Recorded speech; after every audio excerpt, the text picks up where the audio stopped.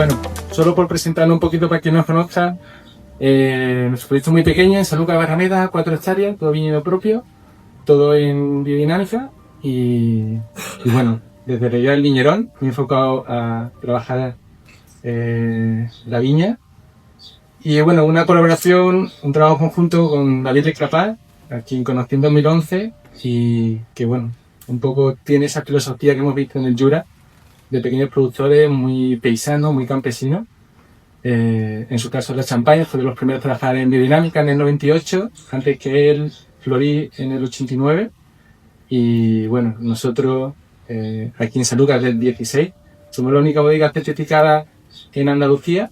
En Ronda está Federico Chat, que lo hace muy bien, lo hemos visitado y la verdad es que hace un trabajo muy bueno. Y bueno, aquí estamos intentando nosotros pues entender nuestro terroir, ¿no? Y traíaselo como una pregunta de partida, ¿no? Que creo que para mí es la base de la metodología o de la forma de acercarnos desde la biodinámica. Creo que hay muchos prejuicios, muchas ideas sobre la biodinámica porque puede ser una ciencia compleja, pero al mismo tiempo una ciencia muy sencilla, ¿no? Y la pregunta de partida es, bueno, ¿por qué nos apasiona el vino, no? Hablamos mucho de terroir, hablamos de todos los procesos que hay detrás. Para mí es un alimento sagrado, un alimento que de alguna manera nos ayuda a conectarnos con la tierra. Si pensáis algo muy básico, hablamos muchas cosas, pero la base del vino y de todos los alimentos sagrados, como puede ser el café, el cacao o el té, es que son alimentos que nos acercan, como seres animales que somos, a la tierra de nuevo, ¿no? Creo que hay un anhelo en nuestro ser que quiere volver de alguna manera, y el vino, pues es un alimento que es capaz de portar un mensaje.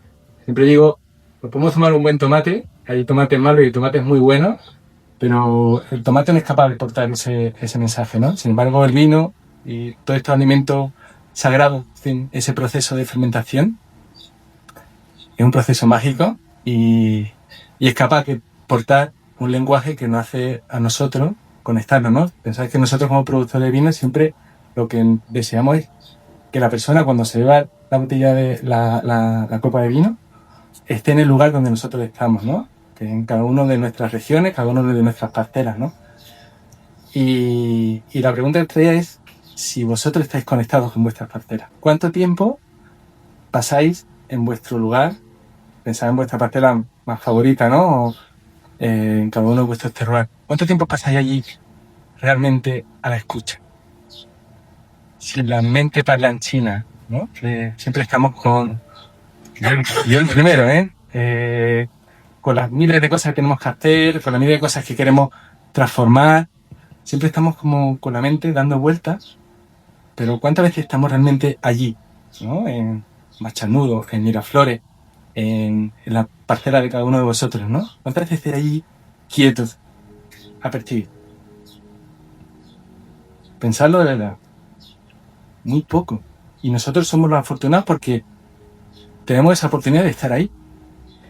El que se ve la copa tiene la oportunidad de llegar ahí de una manera imaginaria a través del vino, pero nosotros tenemos la oportunidad de estar ahí y casi nunca estamos. Y ahí es la clave para mí de la biodinámica, ¿no? Y bueno, también con la idea siempre también del antropocentrismo, ¿no? Pensamos que lo que nosotros hacemos como ser humano es lo más importante, ¿no? Y la biodinámica, y para mí, lo más importante es la naturaleza. Lo que nosotros hacemos es muy importante porque cada uno de esos vinos que hemos probado son una infinidad de detalles que tienes que tener en cuenta y estar muy pendiente para hacer algo así fino, preciso, sin defecto. Pero el milagro, el misterio, no está ahí.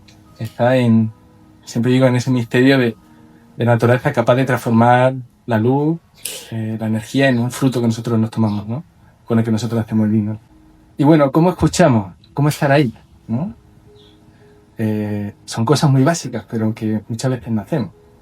Estar en silencio, receptivo, ¿no? Imaginaros, ¿no? Yo paso, bueno, casi todo nuestro tiempo, aquí está conmigo Antonio Galán de nuestro equipo, somos 3 personas, Juan Morales, y el 85% de nuestro tiempo es viñedo, ¿no? Y estamos mucho tiempo allí, ¿no? ¿Cómo estamos allí? cómo escuchamos. Pensar si vuestra mejor parcela fuera una persona, ¿no? ¿Cómo te acercas a él?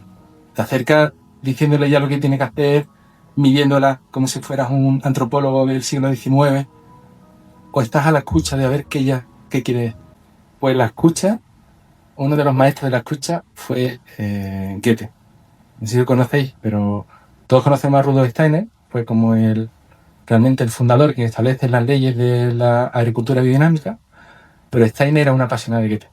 Y de hecho Steiner trabajó durante muchos años en el archivo de Goethe, en Weimar, y es en base a muchas de sus maneras de entender la naturaleza con la que Steiner pues, desarrolla la antroposofía y entre ellos la agricultura biodinámica, ¿no? Goethe es como nuestro Cervantes, ¿no? Como si de repente alguien dijera, oye, pues Cervantes, aparte de escribir el Quijote, hizo una obra científica increíble, muy poco conocida y completamente diferente en su tiempo a lo que se hizo, ¿no? Pues Goethe, que es el Cervantes alemán, tiene una obra científica muy poco conocida, pero que fue la base de la biodinámica. Él trabajó mucho, tenía varias pasiones, pero entre ellas la botánica y los colores. Tiene una teoría de colores completamente diferente a la de Newton, ¿no? Goethe era coetáneo con Newton, es coetáneo con el inicio de nuestra ciencia moderna, donde se desarrolla pues la mirada más mecanicista, y él, como artista, intentaba entender la naturaleza desde otro lugar, ¿no? Y hoy traía algunas frases de Goethe para que intentáis entender la base de la biodinámica. Primero, se acercaba desde un punto de profundidad espiritual, ¿no? Espiritual en el sentido de que intentaba ver cosas que no son tan visibles, ¿no? Y desde un respeto máximo hacia la naturaleza, ¿no? Como la gran obra de arte, ¿no? Por ejemplo, decía, contemplando la naturaleza eternamente creadora, podríamos hacernos dignos de participar espiritualmente en sus producciones, ¿no? Hablaba con esa relación de respeto, en tu forma de acercarte a la naturaleza, puedes ganarte tu derecho a poder estar en ella, ¿no? Luego, realmente fue uno de los primeros fenomenológicos en su manera de entender esa relación, ¿no? Trabajaba mucho no desde separarte del objeto para entenderlo, ¿no? Que es lo que desarrolla la ciencia moderna, sino desde el fundirte con el objeto para intentar comprender, ¿no? Por ejemplo, decía, si deseamos alcanzar la percepción viviente de la naturaleza, debemos mantenernos tan móviles y flexibles como el ejemplo que queremos comprender. Es decir, si quieres comprender la naturaleza, tienes que hacerte naturaleza de alguna manera, que lo somos. Y él buscaba pues esa flexibilidad, esa manera de interactuar con la naturaleza, no como algo lejano, aparte, buscando una objetividad, sino como algo con el que te fundes para poder entender. En palabras de Heidegger, creo que son más precisas, decía, hay que dejar que el ente se muestre de sí mismo, permitir que se revele en su propio modo de ser. Es decir, no entender, en nuestro caso, la naturaleza, las vides, nuestro terroir, desde nuestras lógicas, sino intentar entender desde sus propias lógicas. Es un ejercicio muy difícil, muy abstracto, porque tienes que dar, de alguna manera, tienes que dejar de ser tú para entender al otro, ¿no? Como cuando escuchas a alguien y lo entiendes de tu manera de entender o respetas su forma de entender, ¿no? Pero no una persona, sino una parcela, una vid. Otra cosa intentaba, que también es muy difícil, es percibir sin teoría. Él decía que las teorías nos alejan de la realidad, ¿no? Entonces decía, el mayor logro sería comprender que todo hecho ya es su propia teoría. No busquemos nada más allá de los fenómenos. Estos en sí mismos son la teoría. Es decir, si te funde, no necesitas interpretación. Digamos que te acerca a eso que quieres entender y en ese propio acercamiento se desvela. Y luego, para él es muy importante la vida. La vida es algo, por eso hablamos de biodinámica, ¿sabes? Es la dinámica, porque la vida para él era algo invisible. No podemos ver la vida, podemos ver momentos, tractos, pero nunca la vida, porque la vida es movimiento, ¿no?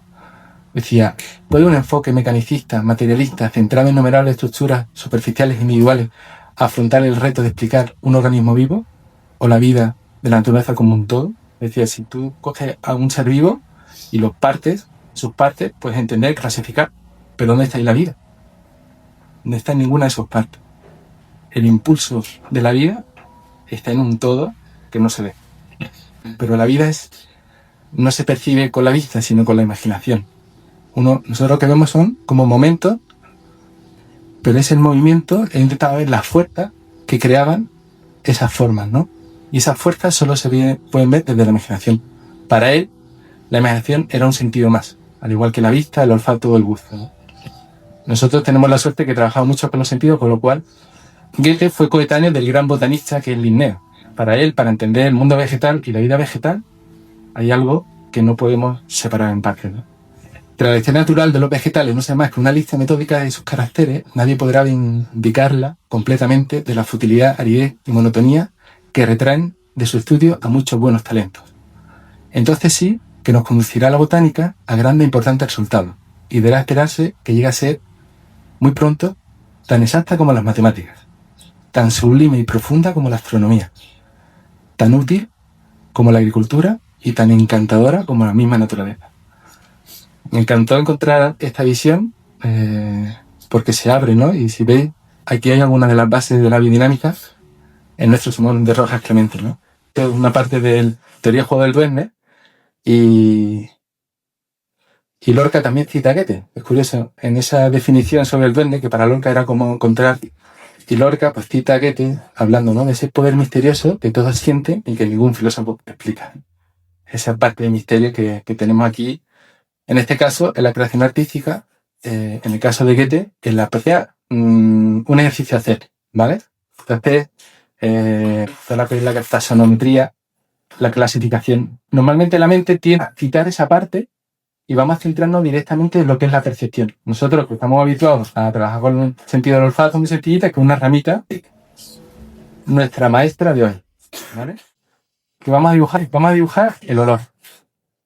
Tenéis dos colores, no caen en los recuerdos, sino directamente percepción. Este juego trata también de bajarte del coche, de observar al observador, para tomar conciencia de cómo nos acercamos, cuál es nuestra experiencia de acercarnos a la naturaleza, ¿no? En este caso. E intentad dibujar lo que sentís al observar, no lo que observáis. E igual que antes hemos olido, algo más fácil porque es algo más abstracto, has sentido y interpretas y dibujas. En este caso, observa, pero observa como observando al observador. Observa y lo que sientas, dibújalo. Y acércate a un cuadro, para mí, a un pavo, a una parcela, a una planta, de la misma manera que te acercas a un gran príncipe o una gran princesa. Desde ese respeto, imaginaros que la ramita es un gran príncipe, una gran princesa a la que os estáis acercando.